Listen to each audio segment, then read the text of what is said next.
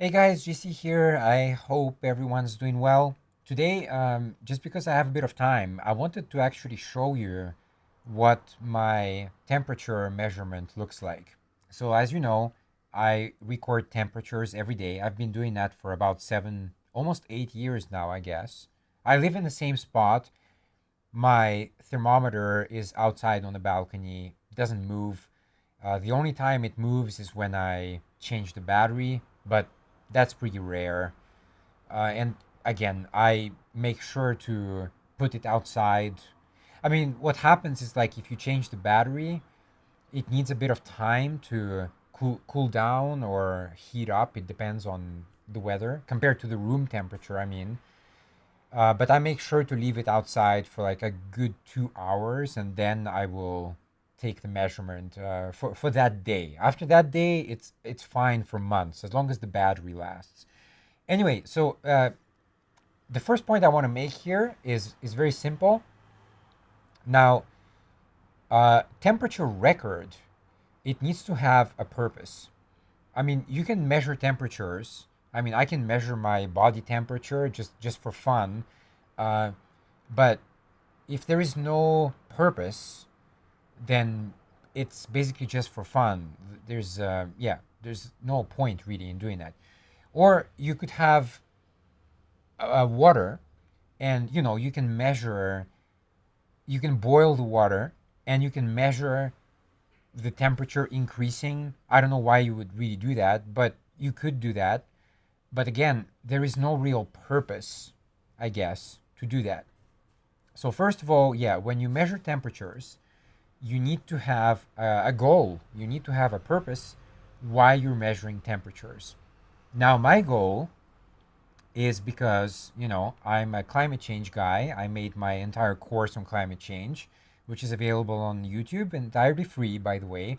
I will drop the link in the in the post. There will be a link there. Check it out. It's free. It's pretty short, 15 lectures, and you will learn a lot about climate change. It's really a crash course into climate change. So if you don't know much, I recommend watching my course because I'm not a scientist myself.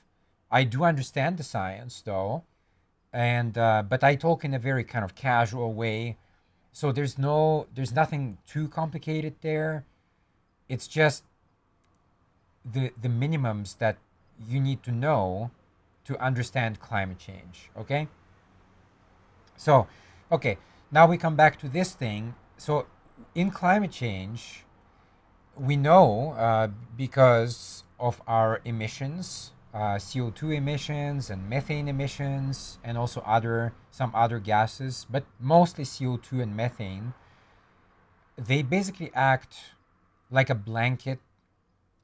And what happens, like in winter, right? When you're cold in bed, you put on a blanket. Maybe you put two blankets.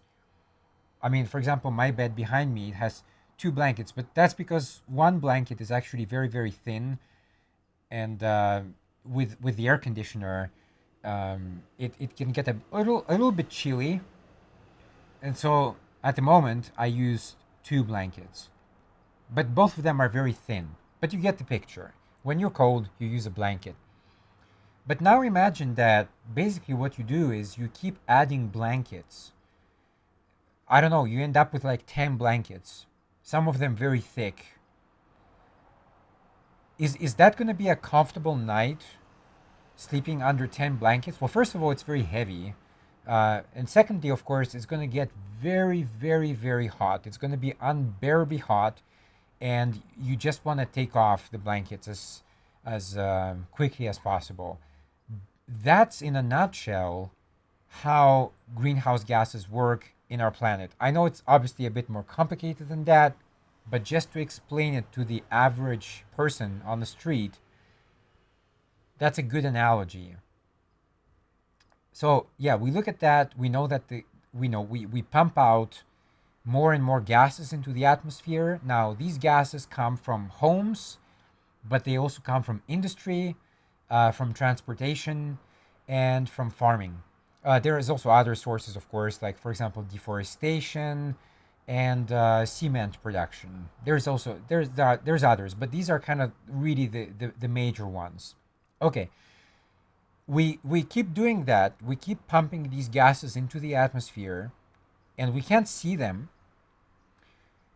but we can definitely measure them, and we know that we can calculate actually the concentration per, like, I forgot it's what it's called exactly, but it's basically like the concentration of gases in the atmosphere, and we can see that indeed CO2 and methane are increasing, and ultimately that's what blocks the heat from escaping the earth. So the heat comes from the sun.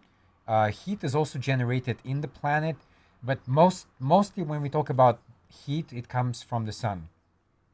And so if you don't have basically, okay, if you don't have greenhouse gases, uh, then yeah, most of the heat will be bounced back into space. And in fact, that happened before in Earth's history. There was a time where Earth was basically a snowball covered with snow and ice. And yeah, but if you get greenhouse gases, then they trap certain heat in, and that's good because without greenhouse gases, the average temperature on the planet would be about minus 15 degrees Celsius, a frozen wasteland, basically, completely unsuitable for life as we know it anyway. So a certain amount of greenhouse gases is good, good for life on the Earth, but unfortunately, too much is not good. And it's a very kind of delicate balance. Like people say, well, like there's not much CO2 actually in the atmosphere. Yeah, that could be true, but think about the human body. Like if your temperature is 36.6 or 36.7, like you're healthy basically. You don't have a fever. But if you have 37, you have a slight fever. And you might say also, well, like it's just a half a degree. Who cares, right? But yeah, actually, for a human being, just that half a degree has very dramatic consequences, and it's exactly the same with our environment. It's very, very, very fragile indeed. So now I can explain this chart. So this is basically, you're looking at numbers here, and these are temperatures I've been doing, like I said, for 7, almost 8 years. There are graphs here as well. I haven't updated some of them, but yeah, I used to do the kind of high temperature, low temperature. I don't know if you can see my cursor actually. I hope you can. Okay, I just checked. Yeah, you can see my cursor, and that will help my explanation here. So yeah, this is actually many many years ago. This is when I started. So you can see I actually started at the end of July, many years ago. That's why here it's black. And then yeah, I used to do these high temperatures in orange and the lowest temperatures in blue. I kind of stopped doing that because it's not really relevant. Each column has an average calculated, so you can see the formula up here. It's a pretty simple formula. You just add everything and you divide by the number of days in that month, and then this trunk function, it just means that I just want like one number after the comma, because there's no point to go like super scientific. So yeah, that's why the trunk is there, and it just goes on and on. Then eventually I calculate the yearly average. So this one is calculated by, you add the monthly averages and you divide them by 12, and then you get your yearly average. And that number is actually pretty important. And when you just keep going, I do like in this part here, I actually have the averages per month per year, so I can compare the temperature, like how it was in 2017 to now. And yeah, even from these numbers, you can see that sometimes 2023 is definitely like the hottest year on record I have. Then this graph here. Now this graph here actually is pretty interesting. This one represents the monthly temperatures per year. So I have about 7 years of record. That's why you have series 1 to 7 here. And yeah, you can see actually every year the temperatures fall into this. I call it the envelope, but maybe other people call it something else, and that's fine. It's just like I need my words. I call it the envelope as long as the numbers kind of fall between the two biggest extremes. Now, if they go over that, that's a warning sign, okay? But yeah, the envelope gives me a kind of rough idea where the temperatures should be. But it doesn't always end up there, obviously. And finally, this graph here.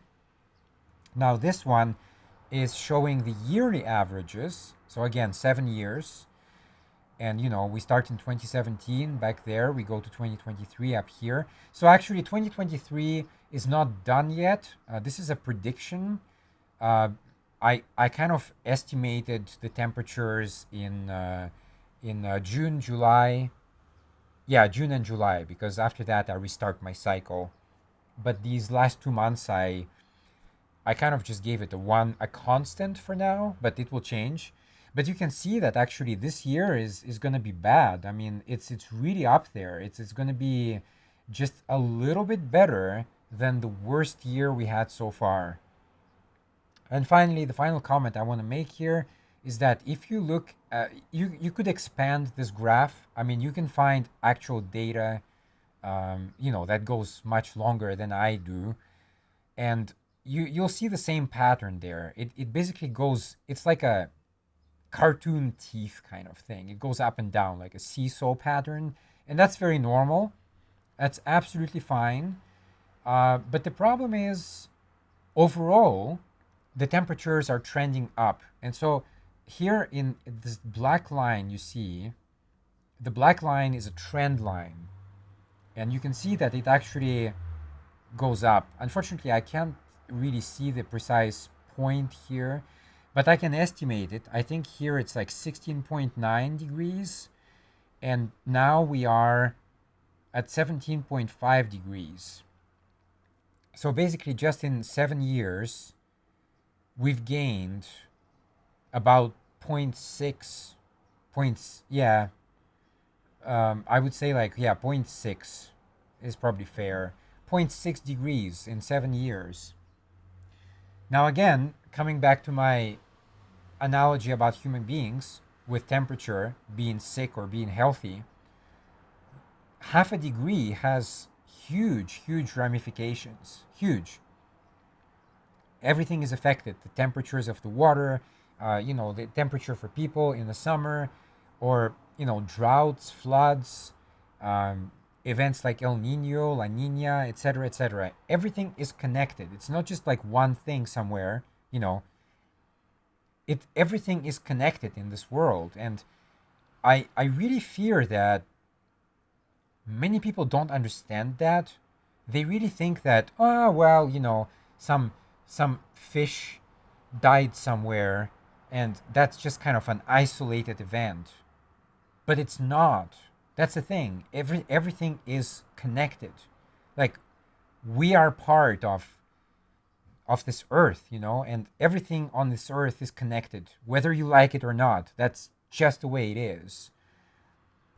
So, yeah, that's it for the video. I just wanted to show you actually what my graphs look like. It's a lot of numbers, but again, there is a goal here. It's not just writing numbers on an Excel sheet. There is a goal, and the goal is to collect temperatures, to make graphs, to calculate the yearly average and see how it goes. And because when I studied it, yeah, of course I learned that the average is going up, but I wanted to kind of experiment by myself as well, just using a very simple method, just putting a thermometer outside on the balcony and just measuring the temperature every day at the same time. That's important. In exactly the same conditions. Like sometimes I run the air conditioner, it makes that area a little bit hotter, but I account for that. Everything is accounted for. So yeah, this is very accurate um, readings. It's not just yeah. It's fairly accurate, I would say. Of course, there is a bit of degree of error. That's fine, but overall, it's yeah, it's pretty solid, and I'll keep doing that. And yeah, we'll see what happens. Anyway, that's it for this video. Take care, stay safe, and if you have any questions, just post it in the comments. I'm maybe I can improve this, or maybe I can do something different. I don't know. Let me know. And yeah, I'll see you around. Peace.